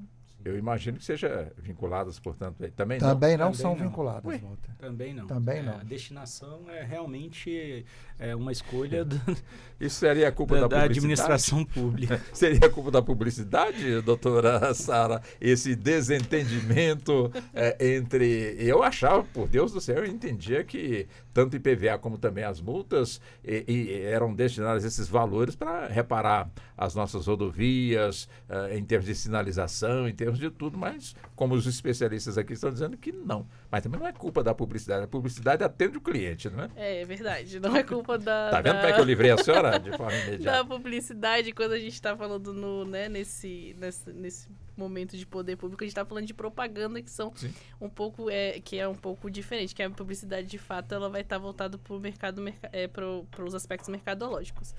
Mas isso é algo importante, porque eu também não sabia disso.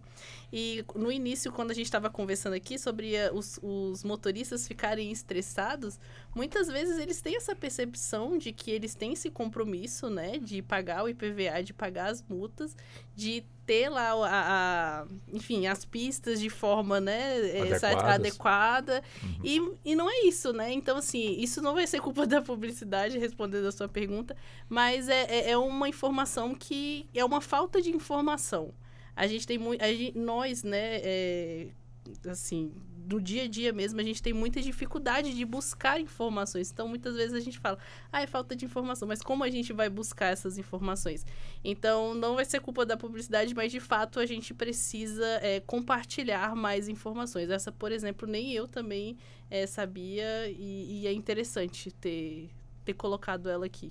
O comportamento do motorista, buscando um pouquinho do ramo psicológico, que a senhora é psicóloga, o comportamento do motorista, principalmente aquele que vai pegar uma rodovia, vai viajar, uma viagem longa, como também aquele que dentro da cidade, a vida dele é dirigir, né? Motorista de Uber, táxi, que o carro não para de forma alguma, está sempre ali atendendo a clientela.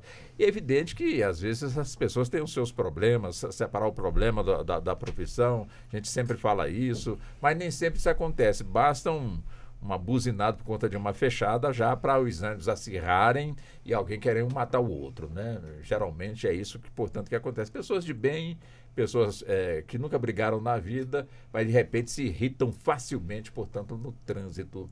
Quer dizer, o ramo da psicologia explica esse rompante, portanto, da pessoa, que uma pessoa do bem, uma pessoa sempre do conselho, de repente se vê engalfinhando, portanto, numa briga de rua, por conta justamente de uma buzina, ou então um tchauzinho que a pessoa dá com a mão para o lado de fora da janela do carro, alguma coisa nesse sentido, doutora Sara.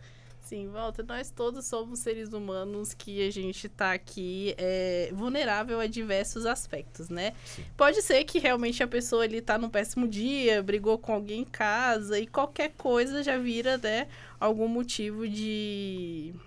motivo para brigar no trânsito. Mas a gente precisa entender que é um conjunto de aspectos que acaba influenciando a gente. Então, tanto o pessoal, tanto os psicológicos, como eu estava comentando, nós, cada vez mais, a gente não tem mais tempo para nada. Então, a gente está no trânsito ali, a gente já não pode ter nenhum imprevisto mais, porque senão a gente vai se atrasar para uma reunião, senão a gente vai atrasar para o trabalho. Então, assim, a gente sempre está nessa correria, a gente está sempre nessa tensão. Como eu comentei, os motoristas, eles se sentem, têm essa responsabilidade com o poder público, eles muitas vezes se sentem assim, poxa, eu tenho que pagar as coisas e a pista aqui não tá boa, ou eu não tenho a possibilidade de ter transporte público. Então, assim, qualquer coisa, se a gente for pensar, qualquer coisa não, né, que são muitas coisas que eu coloquei, pode fazer com que uma pessoa, ela saia do sério. Então, assim, é um conjunto de aspectos, não é só um, a gente não pode falar. Isso é causa e efeito, né? A gente não pode delimitar essa causa e efeito, mas sim que nós somos seres humanos vulneráveis a diversos aspectos ao longo do nosso dia a dia. Perfeitamente. Voltando aqui com o senhor, doutor Diego, quer dizer, vamos pegar um pouco aqui as nossas rodovias, pegando também aqui os nossos caminhoneiros, né, que transportam aí as nossas cargas, em que parece que o nosso modal, acima de tudo, no transporte de cargas é realmente o rodoviário. Então temos muitos caminhões, carretas, belíssimos profissionais que estão aí no seu dia a dia e, evidentemente, também enfrentando aí problemas, né? Uma rodovia que é ruim, onde o asfalto não chegou, onde está chovendo e o carro fica ali preso, atolado, é aquela ponte que caiu, enfim, uma barreira que rompeu, a pessoa fica ali na estrada, a carga se perde. É evidente que quando essa carga ela é de uma empresa que está sendo transportada, a empresa de alguma forma vai entender que não é culpa, portanto, do caminhoneiro. Agora, quando essa carga é do próprio caminhoneiro e ele, de certa forma, está ali preso por conta de uma chuva que fez, portanto, cair uma ponte, enfim, a natureza provocou um dano que não foi possível prosseguir com a viagem. E aí, como é que fica essa questão, né, do caminhoneiro com aquela carga que seria o seu dinheiro ali aplicado para poder fazer render e dar continuidade, portanto, às suas atividades? E se ele não ganhar naquela carga, ele vai se ver numa situação muito complicada. É uma pergunta difícil, doutor Diego? É uma pergunta, no mínimo, bastante interessante e assim, bem delicada. Realmente é uma questão bastante delicada. Bom, casos fortuitos de força maior, que é o que eu acredito que tenha sido colocado como exemplo, sim. Eles são realmente algo a ser analisado de forma muito minuciosa por parte não só do poder público ou por parte do judiciário quando há essa situação de dano, de prejuízo que um caminhoneiro vai passar por conta de um desastre natural ou de um problema que teve com uma pista, né, uma via, por conta de um fenômeno da natureza, que foi o caso que foi explicado. Mas existem várias nuances que a gente precisa se examinar num caso concreto para saber se vai de fato responsabilizar a administração pública e se esse caminhoneiro vai poder realmente recorrer para pedir algum tipo de indenização, tanto diretamente ao poder público de forma administrativa e não conseguindo, né, poder recorrer ao judiciário levando a sua questão para análise, né? A apreciação do judiciário. Então, por exemplo, a quebra de uma barragem. Existem normalmente situações que fazem com que o rompimento de uma barragem ela seja por conta de maus cuidados, né? E aí, quando entra nesse critério do mau cuidado, de novo, vem a mesma tese da responsabilidade do poder público ou da empresa privada, que seja, enfim, que tenha a concessão da administração desse tipo de barragem, se houve omissão no zelo e cuidado com aquela barragem. Então, se aquele desastre ele poderia ser previsto e realmente houve certa omissão, ou certa falta de cuidado, de zelo, de atenção para aquele desastre, há a possibilidade, sim, de se discutir a reparação material de uma possível perca de carga decorrente de um acidente neste sentido.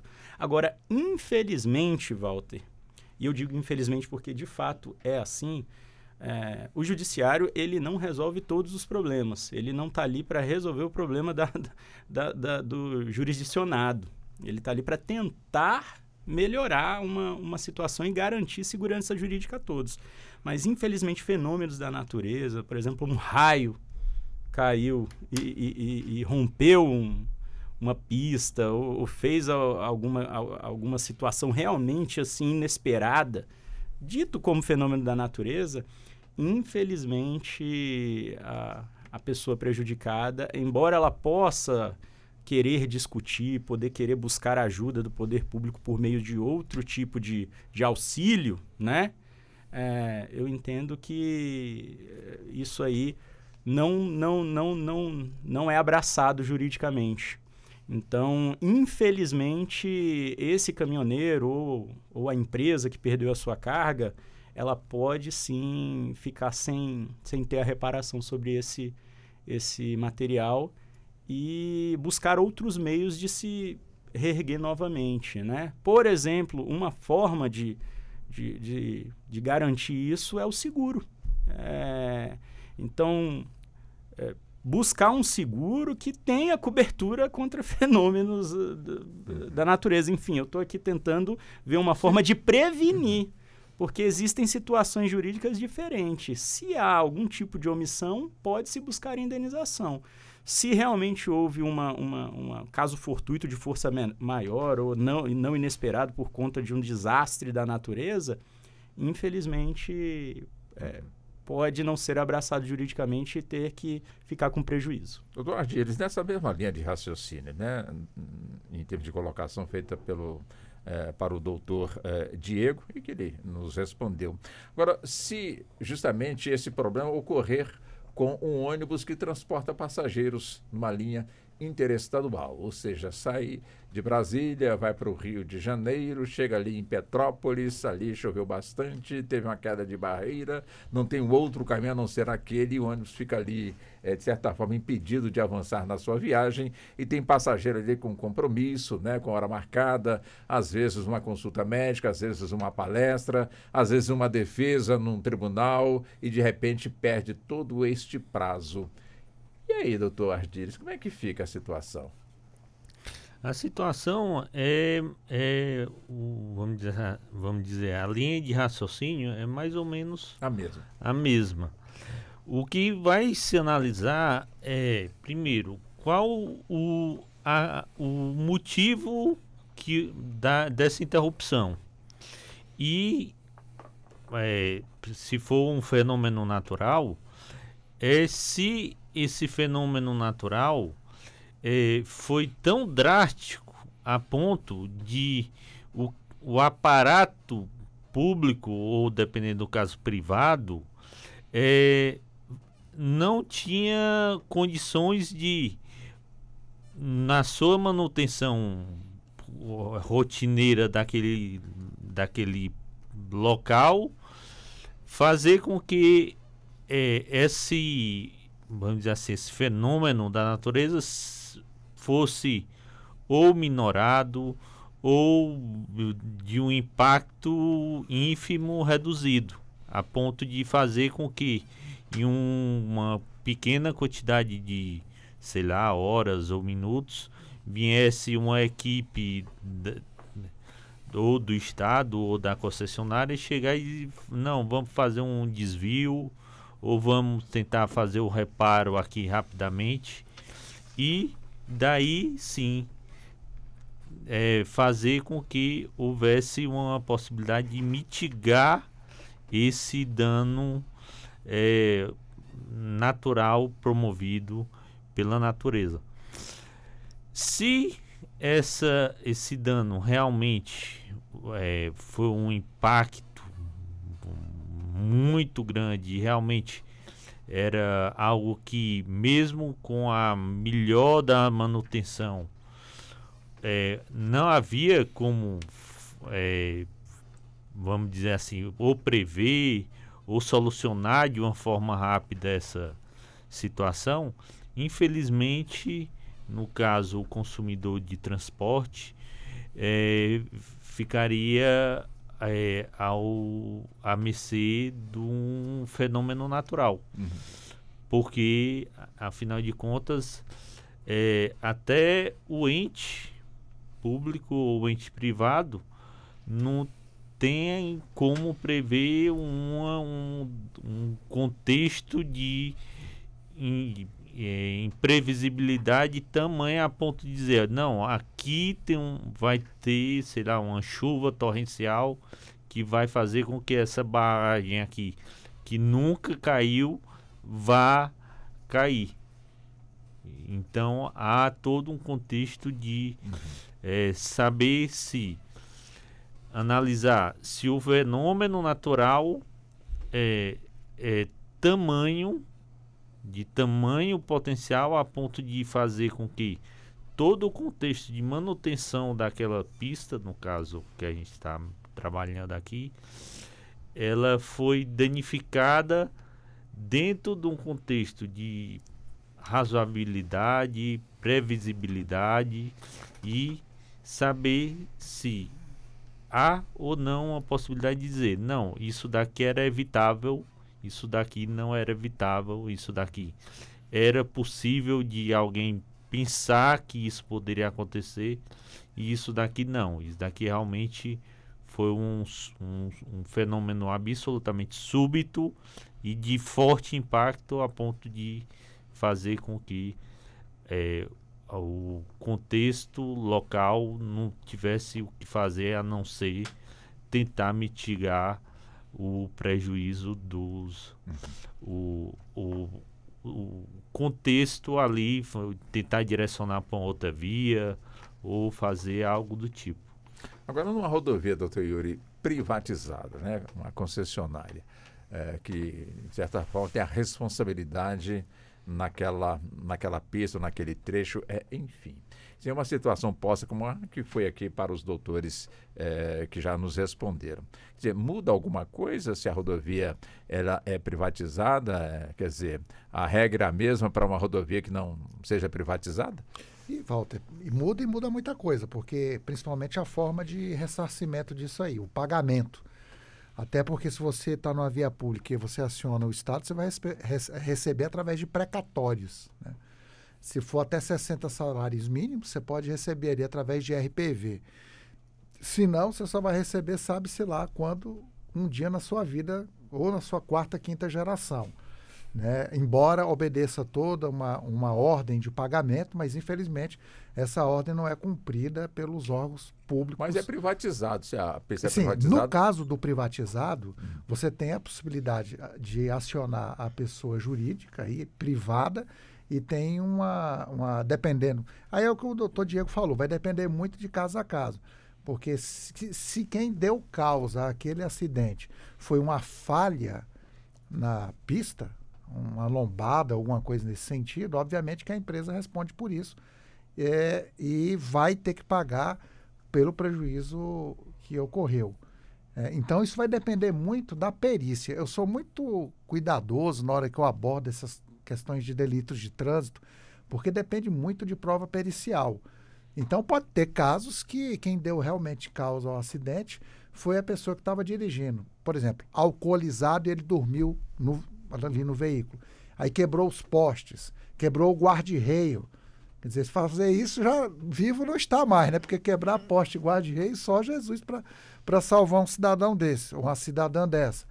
Então, mas ainda assim, essa pessoa seria o responsável, teria que indenizar, no caso, a empresa privada, pelos postes, como a empresa pública também. Sim. Então, isso vai depender de cada circunstância, de uma análise de cada fato especificamente, para a gente saber de quem é a culpa. Então, acho que o ponto cerne da discussão em relação à aplicação de ações indenizatórias e de ressarcimento ou não é de quem foi que deu causa para que aquele sinistro acontecesse. Então, pode ser que a empresa... Mas é mais fácil receber de uma empresa privada, não tenha dúvida disso. Você pode penhorar bens, pague-se em 24 horas, você faz um cumprimento de sentença muito mais célere do que um cumprimento de sentença que é feito através de precatórios. Então, eu não diria que há vantagem e desvantagem. Eu diria que o certo é evitar que se aconteça o acidente a qualquer custo. Doutora Sara, quer dizer, é evidente que numa rodovia federal, estadual, ou até mesmo em vias urbanas, a gente tem, além das placas de sinalizações, nós temos também os outdoor, né, que é a Praia da Senhora, né? Ou seja, as publicidades ali em cartazes. Só que um ponto está nos chamando a atenção, doutora Sara. E nós temos, portanto, os outdoor, ou seja, ali um painel inanimado, ali uma foto com um dizer muito curto. Só que hoje está mudando, está modernizando. Hoje nós temos como se fosse uma televisão de 1000 polegadas, alguma coisa nesse sentido, onde está ali, né, as imagens aparecendo, mudanças rápidas de cores. À noite, então, às vezes, dependendo do clarão, a pessoa já leva um susto quando está dirigindo. Quer dizer, é claro que é um avanço da tecnologia, é a publicidade também, de alguma forma, sendo chamada para poder fazer o seu trabalho ali. Mas será que isso, de alguma forma, analisando direitinho, ajuda realmente a garantir uma segurança no trânsito, não ajuda? Ou seja, psicologicamente, o motorista tem que estar de olho ali no painel do carro, no volante, na pista, de repente ele vê aquele painel bonito, passando ali uma imagem, né, que o agrade, ele presta atenção naquela imagem, esquece da pista. É um ponto, me parece interessante, não é não, doutora Sara? Sim, você falou sobre o outdoor agora de LED, que realmente eu lembrei que toda vez que eu passo ali perto da IPTG, aquele LED que dói até os olhos, e de fato incomoda, mas é uma mudança, né, A senhora tá Não, é uma mudança de fato. Quando você tem um outdoor físico ali de papel, demora mais tempo para você tirar, e você pensando na publicidade, em como as coisas mudam muito rápido, você ter um painel de LED ali, por exemplo, vai, né? Painel de LED, né? Um painel de LED, um painel tá de LED com as publicidades, obviamente que vai ser muito mais rápido. Mas pensando, né, nos aspectos cognitivos, pensando que quando estamos dirigindo, a nossa atenção deveria ser para, né, o trânsito. Quando a gente tem um painel de LED que simplesmente, né, ilumina praticamente a pista toda, obviamente que isso é um perigo para o consumidor, enfim, para o motorista que está ali vendo aquela publicidade. O outdoor ele foi pensado para quando o carro estivesse parado, né?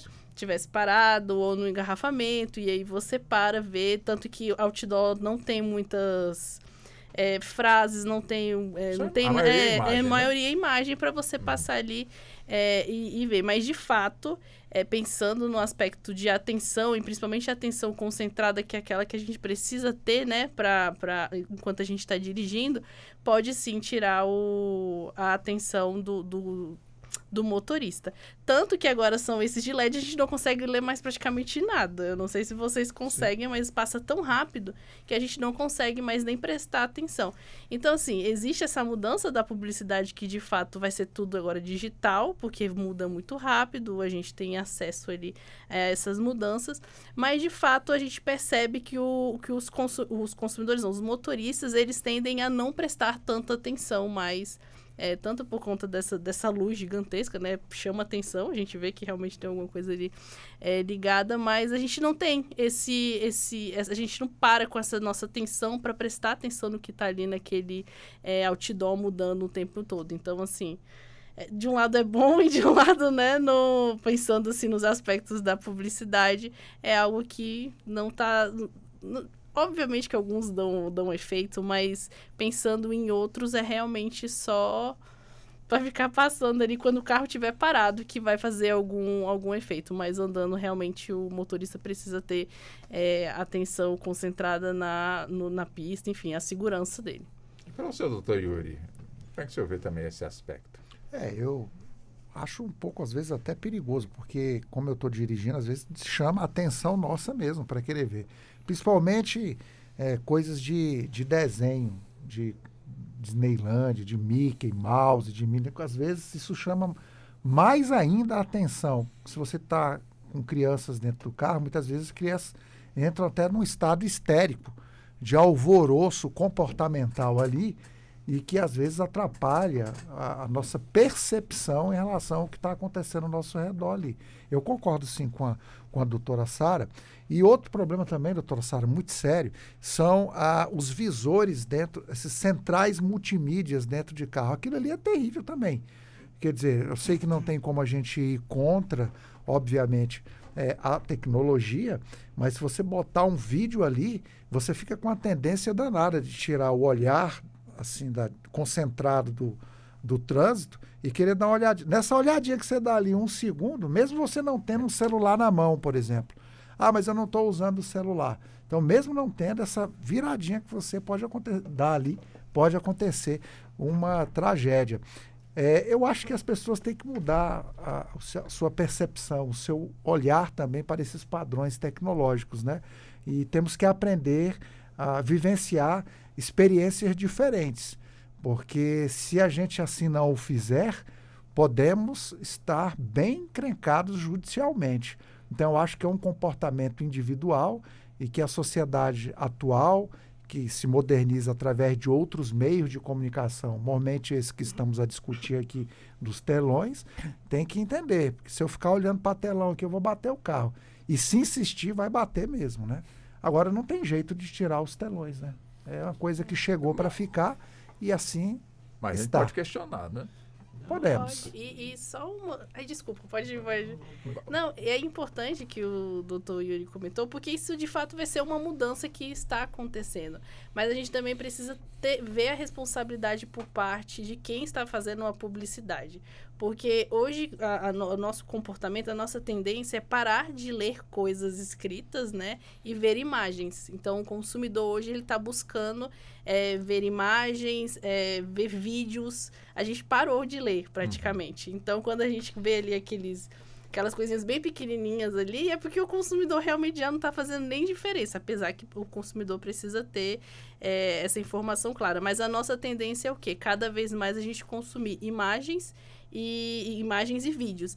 Então, assim, é importante, quando você falou que eu estava defendendo, é importante a gente colocar esse ponto de que a gente precisa também ver a responsabilidade da publicidade. Porque se você está numa rua e coloca uma coisa amarela ou vermelha, por exemplo, que vai chamar a atenção, a gente sabe que tem estudos da psicologia das cores que fazem com que o consumidor pare o que está acontecendo e veja, a gente também precisa entender essa responsabilidade. Então, vai mudar? Vai. A gente precisa entender o comportamento do consumidor, que cada vez mais está sendo chamado a atenção por imagens e por vídeo? Sim. E aí? Então, como é que fica a responsabilidade de quem está fazendo isso, sabendo que vai ficar no meio de uma pista? Então, a gente precisa também ver essa responsabilidade da parte de quem faz. Doutor Adílio, eu sei que o senhor vai falar, mas deixa eu deixar uma pergunta também para o senhor. Se à noite eu bater o carro porque eu fui olhar para o telão, né, eu posso de alguma forma cobrar da empresa que colocou ali aquele telão os meus prejuízos? Aí vai ter que fazer um exercício de argumentação. É só provocação, né? Só pra gente ver a que ponto podemos chegar. Sim, sim. E uma coisa, aí já continuando na conversa, só um pequeno adendo, provavelmente haverá uma movimentação também do ente público em relação há esses contextos desses outdoors em formato de LED. Pode ter certeza que num espaço curto de tempo, em que houver um número razoável de acidentes, provavelmente o ente público vai chegar lá e vai dizer assim, ó, se a velocidade nessa via era 80, nesse espaçozinho aqui eu vou fazer o seguinte, eu vou reduzir porque esse outdoor de LED é tão chamativo, que é melhor eu, utilizando o meu poder de polícia, o meu poder de autoridade em relação a situações públicas, fazer com que eu reduza a velocidade, e aí com essa redução de velocidade pode ser que faça com que o contexto de acidentes pelo menos seja minorado. Pode ser. Os motoristas vão aplaudir, né? Diminuir a velocidade. Sim. Ali, né? Na estrutural, por exemplo, ali o pessoal querendo a 1.000 por hora, né, doutor? Porque 1.000 por hora que eu digo assim, 80 quilômetros... Diminui o risco. Eu concordo com o senhor, né? Eu concordo plenamente com o senhor. A ideia realmente é muito interessante, vamos diminuir ali a velocidade. Mas agora eu fico imaginando no motorista. Sim. Né? E para o senhor, doutor Diego? Eu entendo que nessa linha de raciocínio do doutor Ardiles, a questão é essa, o ente público ele tem esse dever de fiscalizar também e de prevenir questões que dizem respeito ao bem coletivo, ao bem social. É bom que se diga que esses telões estão ali porque existe uma autorização. Né? Exatamente. Existe uma permissão para eles. Existe uma permissão questionando pública, aqui de forma né? alguma aqui o posicionamento deles. Inclusive uma permissão que tem custo. Sim, é pago. Sim, né? sim. Então, assim, o que deve ser feito é essa análise, é esse estudo, se realmente aquilo pode vir ou vai provocar algum tipo de acidente, qual é o impacto disso, e aí o governo dispõe de órgãos que fazem esse tipo de perícia e estudo para poder analisar e realmente decidir se mantém, se exclui, se retira, se a diminuição de velocidade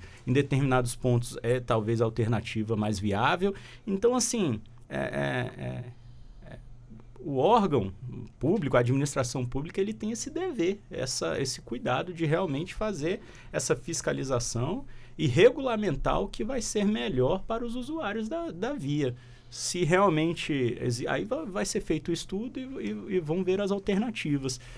Dentre elas, isso, a manutenção, talvez a forma de divulgação desses telões de LED, determinar e regulamentar talvez a questão da luminosidade, diminuir talvez a questão da luminosidade desses painéis, que como é a tecnologia, ela é variável, cada vez ela nos surpreende cada vez mais. E não podemos freá-la, né? Não tem como frear. Então, assim, a gente tem que se adequar e adaptar, mas com certeza de forma cautelosa e com muito cuidado, né? Perfeito. Bem, nós estamos já caminhando para encerrar aqui o nosso programa. Eu peço 1 minuto e meio para cada um dos nossos convidados e já agradecendo a presença de cada uma e também de cada um dos senhores. E começo com a senhora, doutora Sara. Walter, é uma alegria gigantesca estar aqui novamente falando, né, trazendo a publicidade, trazendo a psicologia. O doutor Diego estava comentando aqui, trazendo, né, os aspectos jurídicos, toda a mesa trouxe aspectos jurídicos. E é importante a gente trazer essa discussão, né, porque muitas vezes a publicidade e a psicologia, ela tem esse debate ali sozinha, e só que tudo é interdisciplinar, né, tudo é multidisciplinar, principalmente quando a gente está falando de consumidor. Então, eu sempre fico extremamente feliz de poder trazer a psicologia, a publicidade, os aspectos dessas duas ciências para discutir com os aspectos jurídicos. Agradecer a toda a mesa, foi um prazer poder debater com vocês. Agradecer também a sua equipe, a Ana maravilhosa. Então, assim, fico à disposição para quando precisar, porque sempre é um prazer gigantesco estar aqui na sua companhia. E com toda certeza, né, doutora Sara, a questão da publicidade, ela é muito importante, né, das nossas vidas em si, né? Sim, ela está intrínseca no nosso dia a dia. Como eu comentei anteriormente, consumir já faz parte do nosso dia a dia. A gente já faz isso de forma inconsciente, porque já faz parte da nossa sociedade de consumo, como a gente fala. Então, poder discutir a publicidade, a psicologia do consumidor, junto com os aspectos jurídicos, é de extrema importância para os consumidores, porque quanto mais informação, mais os consumidores vão tendo mais consciência desse processo, vão tendo mais consciência das escolhas, das informações, enfim, sempre é uma alegria gigantesca. E o doutor Yuri, ele que é um belíssimo jurista, eu acho que ele está de olho também na psicologia, tanto que ele escreveu um livro que tem tudo a ver com a psicologia, não tem, doutor Yuri? Pois é. Eu me chamo Yuri Melo, sou escritor também, lancei meu 5º livro, me arrisquei um pouquinho na área aqui da doutora, né? O livro chama Id, Ego, Superego e a Estruturação da Psique. E, traduzindo, doutor. Traduzindo, eu fiz um estudo sobre um tripé comportamental que fala sobre resistência, transferência, interpretação, e analisei esse tipo de comportamento no meio de pessoas conscientes. E abordei, o instrumento que eu utilizei para isso foi uma conversação, um bate-papo. Com isso, eu consegui detectar vários tipos de neuroses, fobias, consegui conceituar isso, histerias. Eu até achei interessante que a senhora colocou hoje aqui, é um conjunto de aspectos. De fato é mesmo, a histeria é um conjunto de aspectos, né, que influencia o nosso comportamento individual e o nosso comportamento coletivo também. E o que influencia muito o processo histérico quando a gente está dirigindo um carro, dá vontade de sair correndo no meio do engarrafamento, né?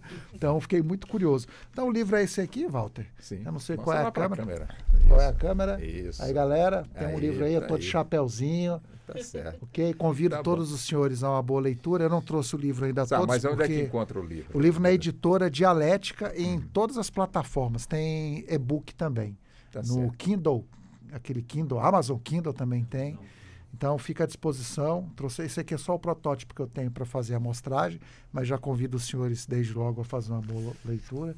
A senhora também pode fazer as críticas depois. O senhor já No falou, mais, então, 1 minuto, agora o senhor tem 15 segundos 15 agora. Já segundos. falou do livro. Prazer muito grande estar aqui com todos os senhores. Muita saúde a vocês. Muito obrigado pela oportunidade.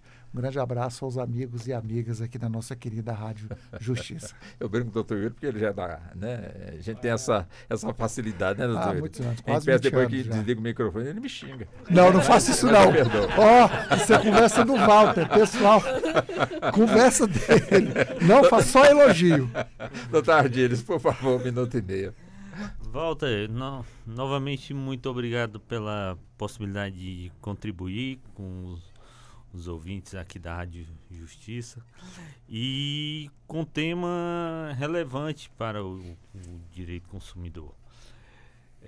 Você consumidor, você propriedade de carros, saiba que você também é responsável pelo um bom andamento da via, um bom circulação de veículos, uma boa circulação da malha viária. Tenha um devido cuidado com o seu veículo, com a manutenção dele, não só em relação ao contexto público, como também aos seus entes queridos, né? Querendo ou não, esse veículo do qual você tem a propriedade leva você, sua esposa ou seu esposo, dependendo do caso, filhos, parentes, queridos. Então, é mais do que importante a manutenção para que a utilização dele adequada seja o mais regular possível e não colocar esses entes queridos em risco de algum acidente porventura ou algo parecido. Boa tarde.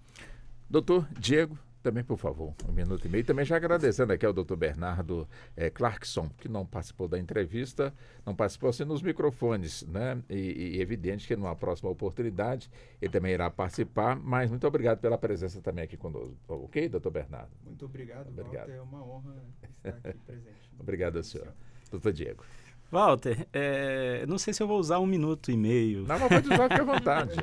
Que eu acho que vou ser mais breve. Mas, assim, é uma satisfação novamente participar de um programa que leva realmente conteúdo relevante, né, à população e aos ouvintes. Eu quero agradecer aqui aos participantes, aqui aos colegas presentes aqui da mesa também, os demais entrevistados, pelo bate-papo aqui descontraído, leve. E parabenizar você também, Walter, pela condução.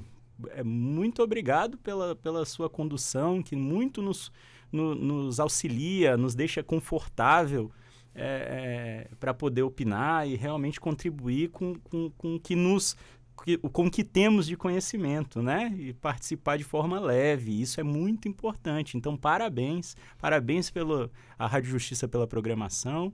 E é isso. Deixar um abraço a todos os ouvintes também. Dar um tchauzinho para a câmera, que tem gente nos assistindo no YouTube.